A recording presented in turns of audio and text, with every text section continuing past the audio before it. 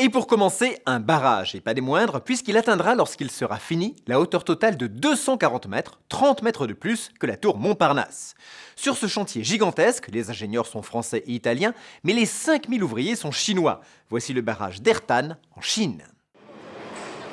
La province du Sichuan, au centre de la Chine. Un territoire grand comme la moitié de la France, sur lequel vivent 110 millions de personnes. Le relief du pays, très montagneux, est profondément entaillé par le fleuve Bleu, le plus grand fleuve de Chine, et par ses affluents. Des conditions idéales pour la construction de grands barrages. Le plus grand sera celui des Trois Gorges. Situé sur le cours du fleuve Bleu, il sera le plus grand du monde. Plus à l'ouest, sur la rivière Yalong, le barrage d'Ertan, un autre projet titanesque et quasiment achevé. Celui-ci est impressionnant par ses dimensions. Il est plus haut que la tour Montparnasse, 240 mètres de haut. Le barrage d'Ertan est en forme de double voûte. Une voûte verticale qui lui permet de prendre appui sur les flancs de la vallée et une voûte horizontale pour mieux résister à l'énorme poussée de l'eau qui remplira le lac. Mais avant de faire sortir de terre ce monstre de béton, il a fallu préparer le terrain.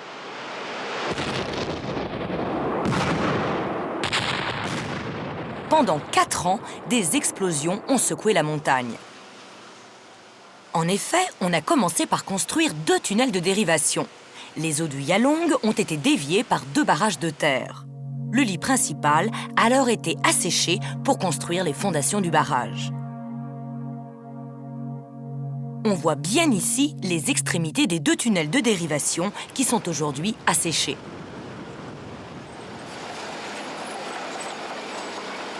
Dans une carrière au-dessus du chantier, on excave la roche qui va servir à fabriquer le béton. Car ici, tout est fait sur place.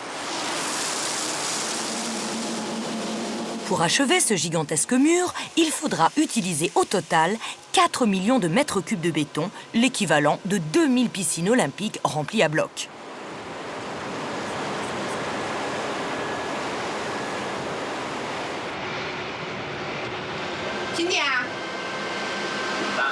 Le béton est acheminé sur le chantier par des téléphériques installés à 300 mètres d'altitude par les ingénieurs français de Dumez GTM. Le barrage est en fait constitué de plusieurs plots, 39 au total, que l'on bétonne successivement les uns après les autres. Voilà pourquoi, tant qu'il n'est pas achevé, le barrage a un petit air de muraille de Chine. Tous ces plots sont séparés par des parois antisismiques. Ce sont ces grosses bulles qui viennent s'encastrer les unes dans les autres. Pour réguler le cours du fleuve Yalong, il a fallu prévoir tout un système de vannes. Ce sont ces espèces de grosses portes qui constitueront les différents passages pour l'eau. Mais c'est cet ouvrage, à côté du barrage, qui va amener l'eau dans la centrale hydroélectrique qui a été aménagée dans la montagne. 130 mètres plus bas, les énormes conduites d'eau débouchent en effet dans ces gigantesques turbines en forme d'escargot. Au total, la puissance électrique de ce barrage est de 3300 MW, soit 1,5 fois la puissance du plus grand barrage français, celui de Bolène, sur le Rhône.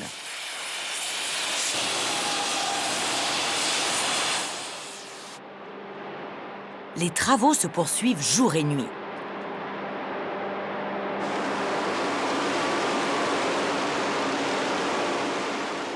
Dans quelques mois, on fermera les vannes et la vallée du Yalong se transformera en un lac de 145 km de long.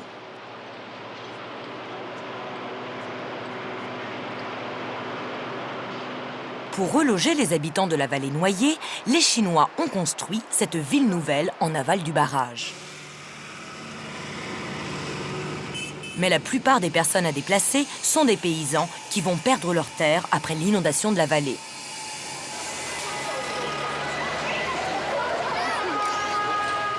Autre point noir de cet énorme chantier, le nombre de victimes. Depuis le début des travaux, plus de 200 ouvriers sont morts, écrasés par de grosses charges ou tout simplement tombés des échafaudages. Mais les ingénieurs chinois qui ont en charge l'organisation du chantier n'appliquent pas les règles de sécurité en vigueur dans les pays occidentaux.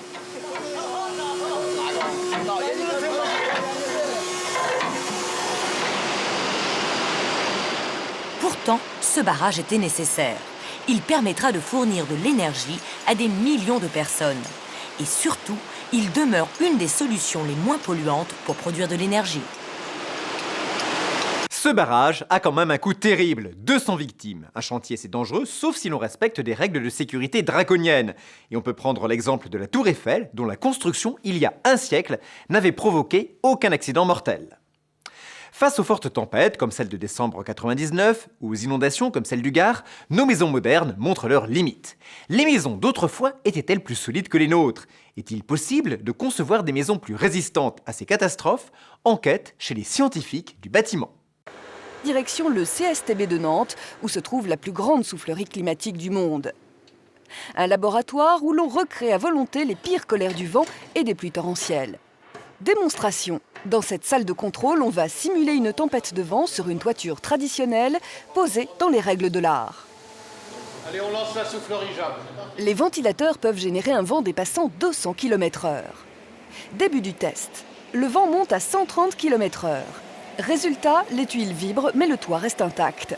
En revanche, un cran au-dessus, à 150 km/h, elles commencent à se détacher. Même posées selon les règles de l'art, elles ne peuvent pas résister à ces conditions très dures. Il faut alors utiliser une astuce de construction. Pour empêcher ça, une solution, c'est tout simplement d'accrocher les tuiles. Il existe des crochets. La réglementation prévoit, notamment dans des zones exposées, justement, d'attacher un certain nombre de tuiles. En effet, il existe des attaches spécifiques recommandées pour les toitures des maisons situées dans des zones ventées. Mais jusqu'à quel point sont-elles efficaces? Deuxième essai, on reproduit un vent de 150 km/h et l'on y ajoute cette fois une tempête de pluie. À cette vitesse, les tuiles ne bougent pas. Mais lorsque le vent forcit, la toiture ne résiste plus. Il se passe des choses là, il se passe des choses. Attachées ou non à 200 km/h, condition des dernières tempêtes, les tuiles sont arrachées. Preuve que le toit anti-tempête reste à inventer. En revanche, on l'a vu, on peut déjà se prémunir efficacement de vents très violents avec de simples renforts de fixation. Peut-on en dire autant de la protection contre les inondations? Souvenez-vous de ces images étonnantes, tournées en avril 2000 dans le nord de la France. Après plusieurs jours de pluie diluvienne, la région d'Abbeville doit affronter la montée des eaux. Le niveau s'élève si rapidement que les habitants n'ont pas le temps d'évacuer leur maison. Résultat, plus d'1 mètre d'eau dans certaines habitations. Une inondation qui va durer 1 mois et demi. Dans quel état sont les maisons aujourd'hui? C'est ce que nous sommes allés voir.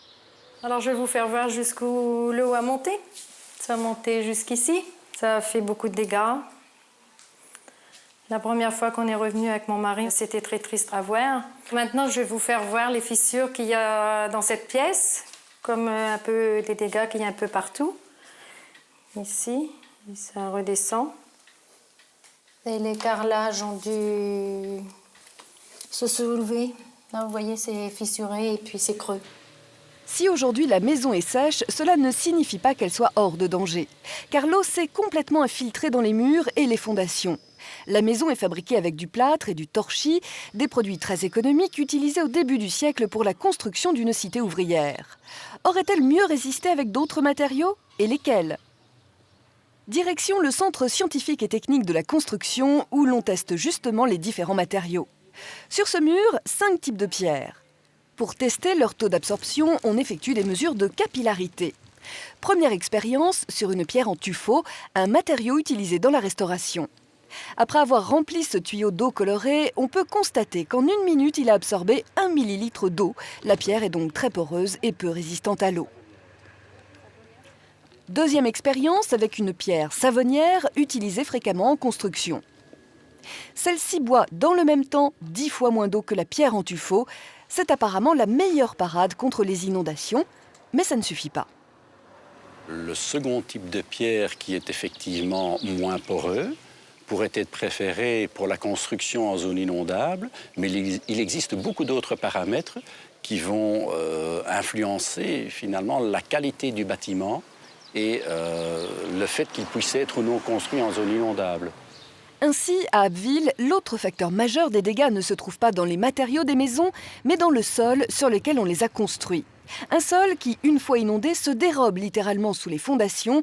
Résultat, les maisons s'affaissent et se fissurent, même s'il s'agit de constructions plus récentes.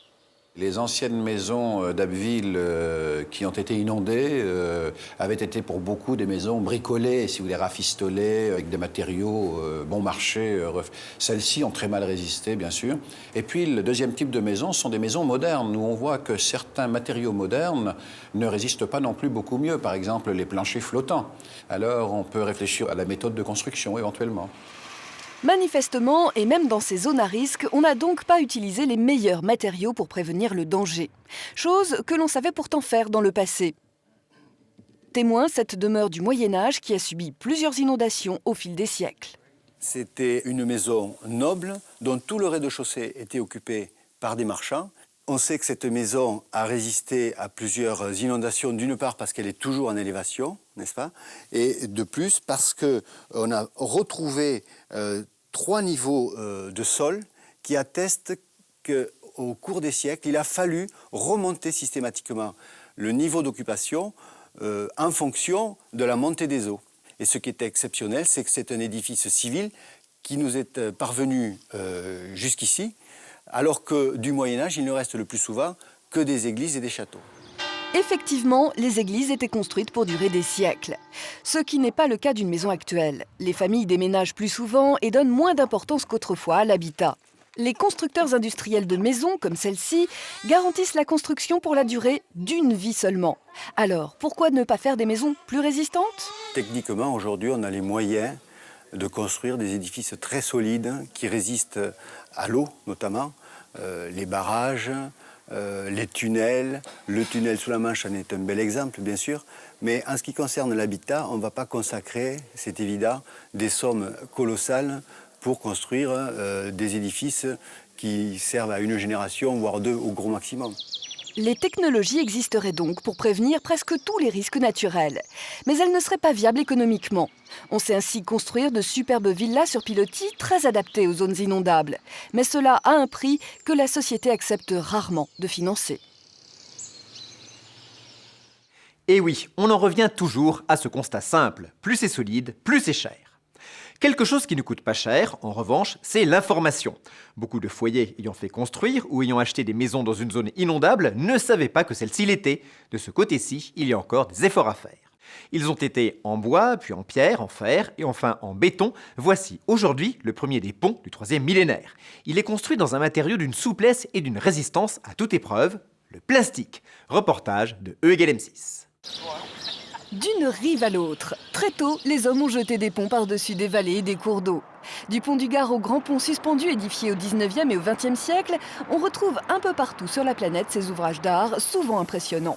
Du bois à l'acier, en passant par le béton ou la pierre, tous les matériaux de construction classiques ont été utilisés, tous sauf un, le plastique. Du moins jusqu'à l'édification de celui-ci. Nous sommes dans le Kentucky, aux États-Unis, aux abords de la rivière Fork. De part et d'autre, 2 villages, River et Offutt, qui se partagent une seule poste.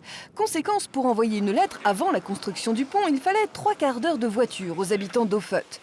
Aujourd'hui, il ne leur faut plus que 15 minutes de marche à pied, dont 5 sur le plus long pont en plastique de la planète. L'homme qui a changé le quotidien de ces villageois, c'est lui. Un ingénieur spécialiste en matériaux de construction. Issa Marik a développé ce matériau à base de fibres de verre et de résine.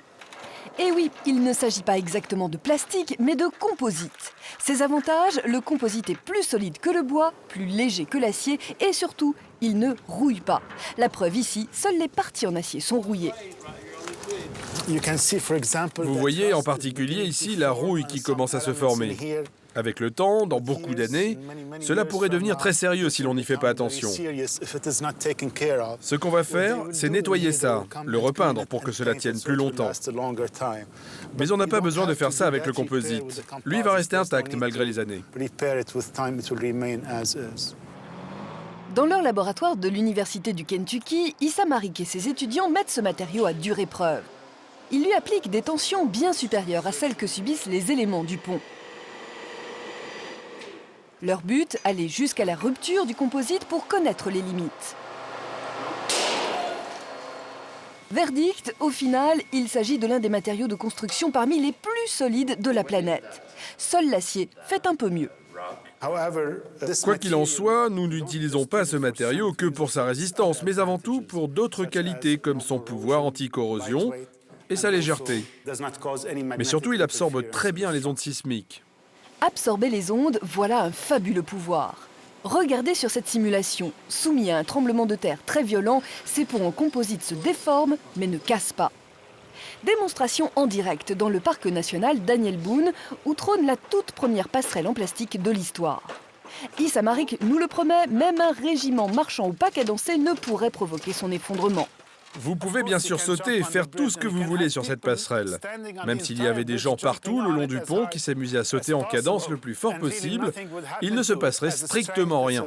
C'est vraiment un pont très solide. Les ponts en plastique auront-ils un jour l'ampleur du Golden Gate Bridge ou du pont de Normandie? Nul ne le sait. Une seule certitude, Mike et Beverly auront laissé une trace de leur passion sur le premier pont du genre. Quoi de neuf pour construire nos maisons? Depuis l'invention du parpaing et du carreau de plâtre, rien de révolutionnaire. Mais près de Montpellier, on teste de nouvelles manières de bâtir. Et elles n'ont plus rien à voir avec la construction traditionnelle. Regardez. Cantercelles, près de Montpellier, un des rares sites d'architecture expérimentale au monde. Ici, on cherche des solutions concrètes pour bâtir la maison de demain. Pas de science-fiction, pas de puces électroniques, un habitat au contraire très simple, pensé pour être intégré dans un décor naturel. Première recette, faire disparaître un des fondements de la construction traditionnelle, le mur porteur. L'intérêt dans cette expérience est d'éliminer le mur porteur. Nous avons recherché, avec des éléments de structure à base de bois et de bois tissé, de pouvoir rendre ce bâtiment, par sa structure, plus flexible, plus adaptable dans le temps. Chose que le mur porteur ne permet pas. Par exemple, sans mur porteur, on peut changer à volonté la disposition des pièces. L'idée de cet architecte consiste à oublier totalement les techniques classiques de construction. Fini la truelle, les briques et le ciment, on fait au contraire appel à l'industrie textile pour habiller le squelette en bois de la construction. La toiture et les murs sont en effet constitués de toiles de différentes épaisseurs qui se posent comme de véritables pots. Des pots que l'on peut superposer et déplacer en fonction des saisons et de la forme que l'on veut donner à ces pièces. Ces nouvelles toiles en fibre de polyester ont des caractéristiques isolantes très performantes. Certaines sont même colorées, ce qui évite l'étape des finitions, enduit et peinture. Nous recherchons à remplacer les éléments de carreaux de plâtre, de murs, de parpaing, qui sont des matériaux lourds, par des matériaux légers, avec des critères d'isolation thermique et phonique plus performants. Un mur de toile plus isolant qu'un mur de parpaing. Et pourtant, leur montage est simplissime. Il ne faut qu'une paire de ciseaux et cette petite machine pour souder les morceaux entre eux. Une fois collés, ils résistent pourtant à des tensions très importantes. De 200, 300 kilos, facile.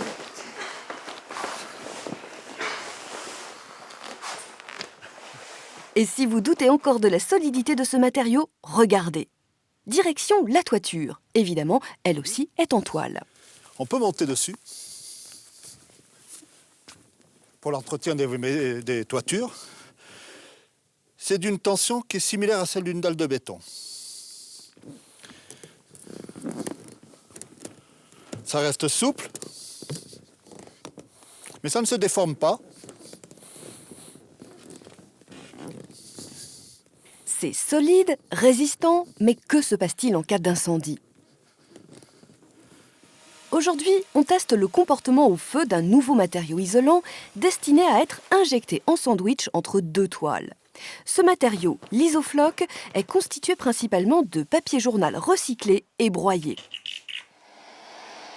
Le papier, normalement, ça brûle. Et pourtant, l'Isofloc va résister au feu.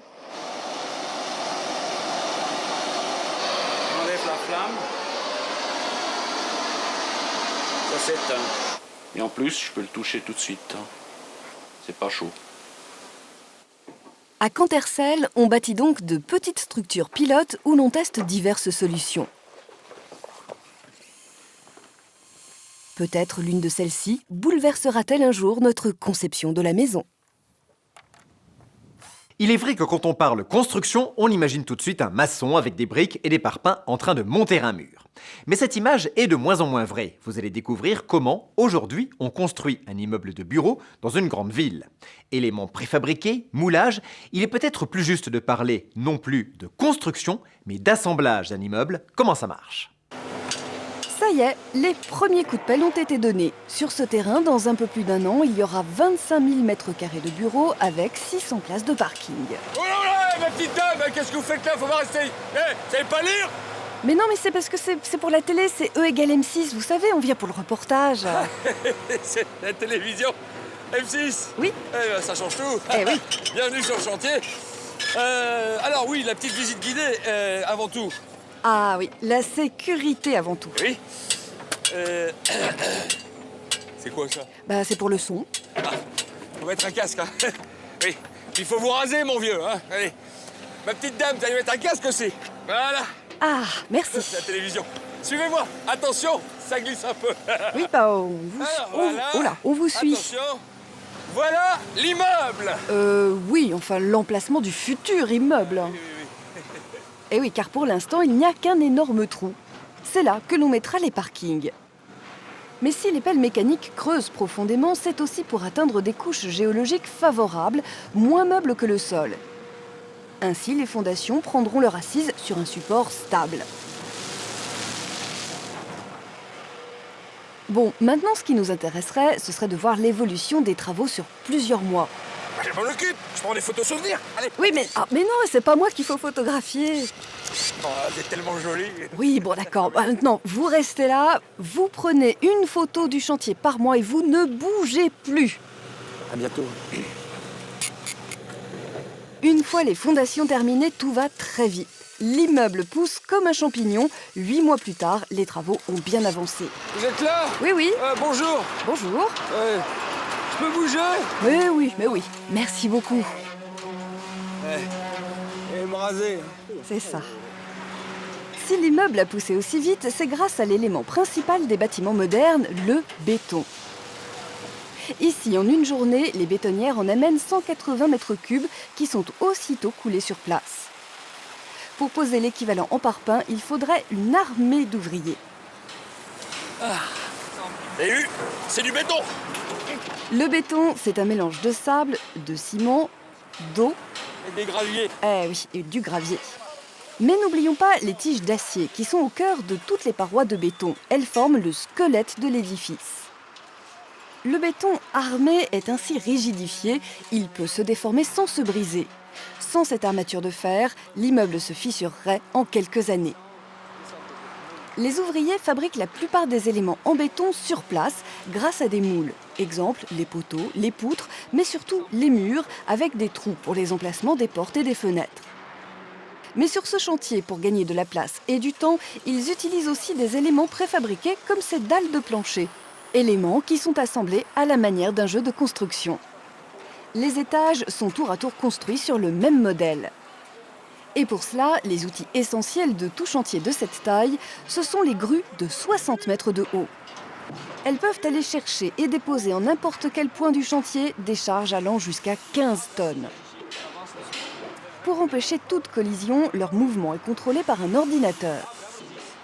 Ce sont les grues qui conditionnent la cadence du chantier. Ici, les jours de pointe, 250 personnes sont à l'ouvrage avec des métiers bien précis. Mais au fait, comment fait-on pour définir l'emplacement de tous les éléments? Sur le chantier, c'est le rôle du traceur. Il dessine les repères des futurs éléments en conformité avec les plans. Ici, on travaille avec une précision de l'ordre du centimètre. Et les plans d'ailleurs, comment les conçoit-on? Ah oui, mais pour ça, il faut voir le cabinet d'architecte. Le rond, il est là. Il est quelque part. Aujourd'hui, l'ordinateur a fait son entrée dans les cabinets d'architecture. Après des esquisses au crayon, on modélise le bâtiment en images de synthèse. Les caractéristiques des structures nécessaires à la solidité de l'édifice, comme l'épaisseur des murs et des planchers, sont calculées par le bureau d'études. Ainsi, avant même qu'il soit construit, on dispose d'une vision très réaliste de l'immeuble. Démonstration. Et comme vous pouvez le voir, le résultat est fidèle au plan des architectes. Il s'est écoulé 17 mois entre la première pelletée et la pose de la moquette. Dans la plupart des immeubles modernes, d'ailleurs, on ne construit pas de bureaux fermés, mais des espaces ouverts que l'on appelle des plateaux. Ceux-ci seront cloisonnés par des structures légères qui évolueront en fonction de la volonté des clients. Ah, et voilà le futur siège de ma société. Mon bureau. Tenez. Un grand bureau, directeur. Oh. Et ma secrétaire. Voilà. Ma secrétaire. Oh. Ah oui, quand le bâtiment va... Tout va. Allez, bon travail, je vous laisse. Vous venez de voir comment on fabrique un immeuble. Mais en France, qu'y a-t-il de vraiment nouveau en matière de construction ? Eh bien, la dernière ville que l'on a créée se trouve près de Paris, c'est Cergy-Pontoise. Et 28 ans après sa naissance, on peut déjà faire un bilan. Regardez. Voici ce que l'on a longtemps considéré comme le modèle des bâtiments de demain. L'architecte s'était effacé derrière l'ingénieur et celui-ci construisait des logements en série comme des machines. Chaque appartement avait la forme d'une boîte à chaussures. On pouvait donc les empiler. Cela donne les immeubles que l'on voit dans toutes les banlieues de France. Question esthétique et qualité de vie, on connaît le résultat. Quand on lance la construction de Cergy-Pontoise en 1968, on décide de ne pas répéter les mêmes erreurs. Comment concevoir une ville nouvelle qui ne soit pas une triste cité dortoir ? Première solution, comme à Celebration, mélanger bureaux, logement et commerce en privilégiant les piétons. Alors dans ce quartier qui a été développé dans les années 80-85 et qui répond parfaitement aux objectifs d'équilibre avec des équipements, des logements, des bureaux, le choix d'urbanisme a été de privilégier les circulations piétonnes, c'est-à-dire que les circulations automobiles traversent peu ce quartier, le contournent plutôt, ce qui lui donne un aspect relativement fermé et où on peut aller des commerces aux logements et aux équipements en marchant. Les bonnes recettes sont partout les mêmes. Autre point important, empêcher l'apparition de quartiers riches et de quartiers modestes en mélangeant intimement les différents types de logements. Cet immeuble d'une grande unité architecturale volontaire abrite en fait un bel exemple de mixité sociale puisqu'on y trouve à la fois des logements locatifs, sociaux, ainsi que des logements en accession libre, accessibles pour toute couche sociale. Des quartiers mélangés, priorité aux piétons, mais il en faut plus pour donner de l'âme à une ville. C'est pourquoi, pour la personnaliser, on a aussi construit ces bâtiments monumentaux.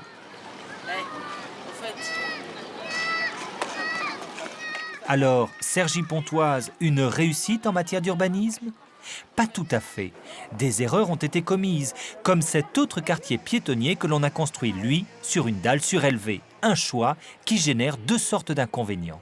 D'une part, un certain manque d'animation en dehors des heures d'ouverture des bureaux et de l'activité commerciale, c'est-à-dire le soir ou le week-end. Et d'autre part, la création d'un certain climat d'insécurité à ces heures creuses, justement. Inventée par les urbanistes des années 30, la dalle surélevée était censée protéger piétons et habitations des nuisances de la voiture. Malheureusement, l'animation est restée au niveau des voitures. Résultat, les dalles sont désertes la plupart du temps. Exemple typique à Paris. La dalle du quartier Montparnasse désespérément vide, alors que juste en contrebas, les rues fourmillent de monde. C'est pourquoi, à Cergy-Pontoise, on a corrigé le tir. Dans les quartiers récents, piétons et voitures sont au même niveau. Aujourd'hui, la ville continue à grandir, mais garde la recette qui a fait son succès.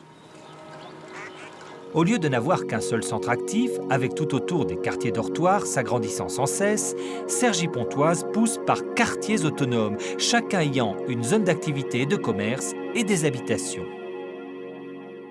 Le résultat ressemble moins à une grande ville qu'à une juxtaposition de villages. Les recettes du passé ont parfois du bon. Donc les villes de demain ressembleront plus aux villages d'autrefois qu'aux cités dortoirs d'aujourd'hui. Tous les Français qui ont fait ou font les travaux le savent, la construction en général ça prend du temps et il n'est pas facile de faire travailler ensemble tous les corps de métier et au final ça dure toujours plus longtemps que prévu. Quand cela changera-t-il ? Un architecte normand propose une solution révolutionnaire. Avec sa méthode, on peut, dit-il, aménager un appartement en un après-midi. Comment est-ce possible ? Regardez. On On a tous, un jour ou l'autre, eu envie de transformer sa maison pour se changer les idées. Le problème, c'est que faire des travaux, c'est long et ça coûte cher. C'est pour changer ça que cet architecte a inventé un nouveau système de construction. Il est révolutionnaire. Grâce à cette invention, on devrait pouvoir tout changer chez soi, vite et pour pas cher. Voici à quoi ressembleront ces appartements de demain. Au départ, un espace vide de 100 mètres carrés dans lequel il va suffire de quelques heures pour aménager un appartement familial pour 4 personnes. Ici, en un après-midi, une cuisine, un salon, 2 chambres et une salle de bain prêts à habiter vont être installés. Ça va ? Bon, c'est bon, c'est prêt ? Tout est préparé dans un atelier annexe à la pièce. La main-d'œuvre est réduite, elle ne se compose que de 2 techniciens. Il est 15 heures, c'est parti. On pose les premières cloisons. Jusque-là, rien de très original. Mais la suite est plus étonnante. Voici la cuisine. Notez bien que pour l'instant, aucun raccordement n'est effectué. Il ne faut qu'une demi-heure pour qu'apparaisse la forme générale de l'appartement. À ce stade, ce sont déjà plusieurs semaines de travaux qui ont été économisés et ce n'est pas le seul avantage de la méthode. Dans ce type de bâtiment complètement modulaire, eh bien, on n'a plus tous les percements que l'on subissait jusqu'alors. Vous voyez ici, on a une cuisine. Eh bien, en traditionnel, vous auriez normalement des trous au sol qui vous empêcheraient de bouger les cloisons les plus amovibles qui soient. Rien de tout cela ici. Mais si on n'a pas fait de percement, par où vont passer l'eau, l'électricité ou encore les évacuations ? C'est le secret de Jean-Louis Ball. Pour tout simplifier, il a caché tous ses réseaux dans le faux plafond.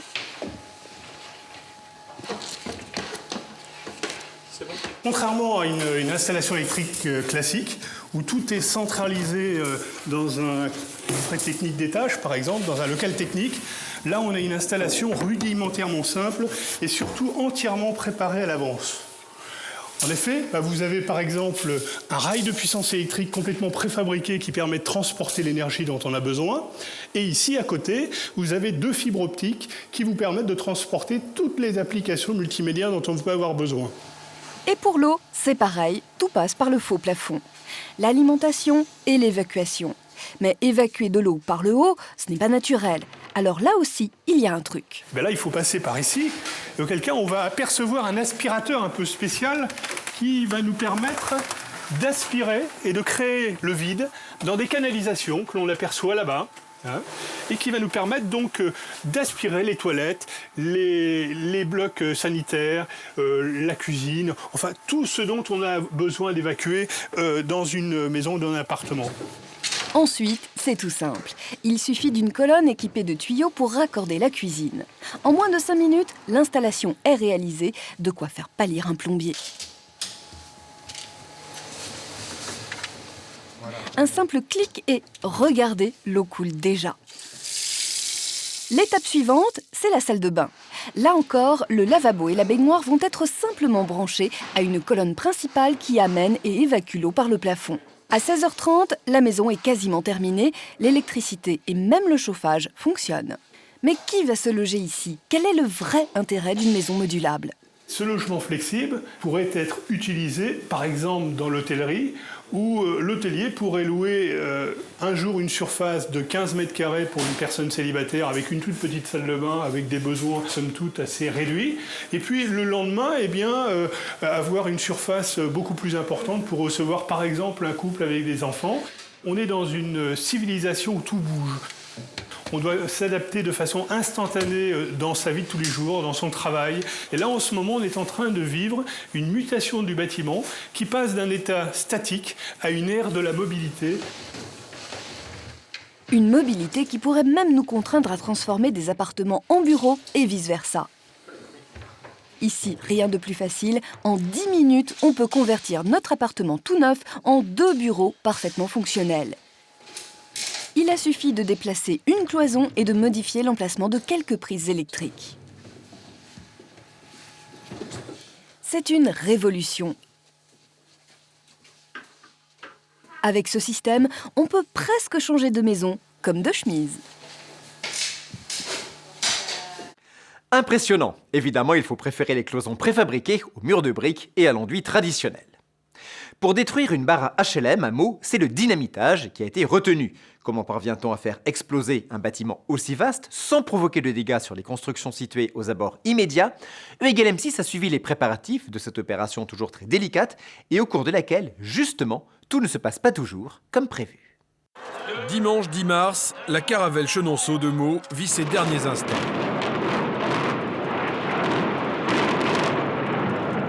Mais une fois le nuage de poussière dissipé, c'est la stupeur. La démolition de cette barre HLM ne s'est pas passée comme prévu. Au milieu des décombres, une armature de 4 étages fait de la résistance. Les officiels sont sidérés. Alors, que s'est-il passé?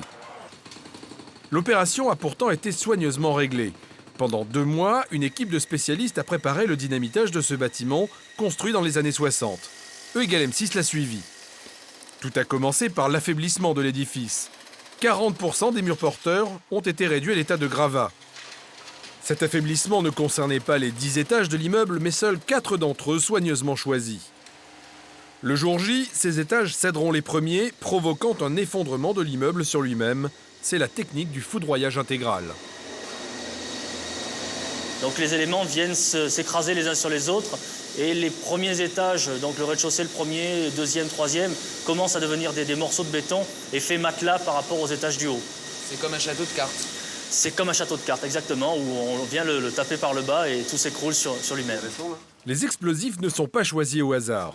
Ce jour-là, on teste pour la première fois 2 charges différentes, 50 et 75 grammes. Un choix crucial.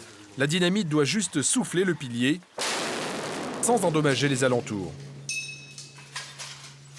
Là, c'est une charge de 75 grammes qu'il faudra employer. La conclusion, un poteau qui est très peu ferraillé en partie haute, mais l'explosif a bien joué son rôle. Il a soufflé entièrement le béton et a laissé les aciers un peu flamber. Je vois que... Mais attention, tout cela n'est pas sans risque. La principale menace, c'est l'effet coup de fusil.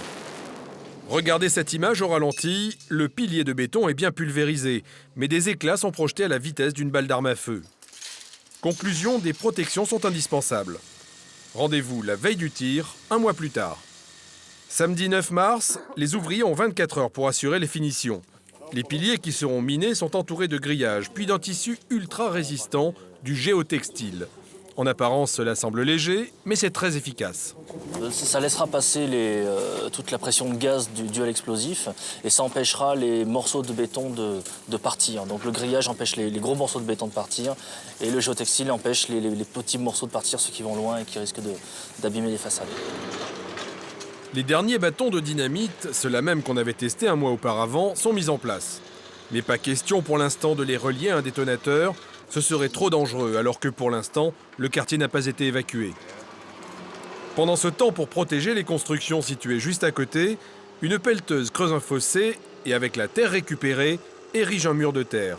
Il servira de rempart contre les projections. Le lendemain, jour J, personne n'est autorisé à demeurer à moins de 200 mètres de l'immeuble. La police et les pompiers forment un cordon de sécurité. En tout, ce sont 20 000 personnes qui doivent être évacuées. Pendant ce temps, sur le chantier, on tire les dernières lignes. C'est le long de ce fil que circulera l'électricité qui activera les explosifs. Un travail minutieux, nous ne sommes qu'à quelques heures du grand moment. Chacun est gagné par le stress. On est toujours un peu stressé.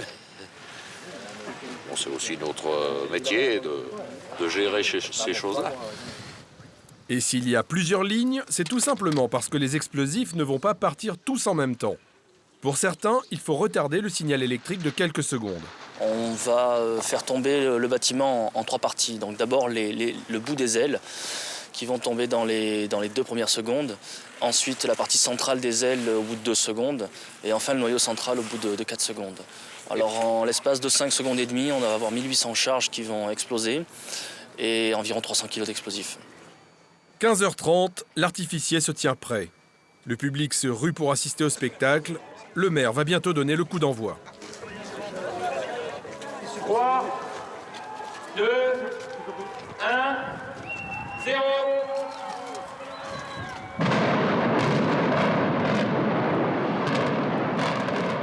À première vue, tout a marché, mais à première vue seulement. Au milieu des gravats, le noyau central est resté partiellement debout. Pour savoir ce qui s'est produit, regardez ce film tourné par l'équipe de démolition.